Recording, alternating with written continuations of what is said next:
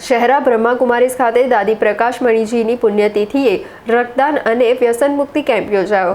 પંચમહાલના શહેરા સ્થિત બ્રહ્માકુમારીઝ જ્ઞાનગંગા ભવન ખાતે પૂર્વ મુખ્ય પ્રકાશિકા દાદી પ્રકાશમણીજીની 19મી પુણ્યતિથિ નિમિત્તે રક્તદાન અને વ્યસન મુક્તિ કેમ્પ યોજાયો હતો। તાલુકા પંચાયત પ્રમુખ વિક્રમસિંહ પગી, ભાજપ અગ્રણી રમેશભાઈ ખાટ અને બીકે રતન દીદી સહિતના મહાનુભાવોએ દીપ પ્રાગટ્ય કરી કેમ્પ ખુલ્લો મૂક્યો હતો।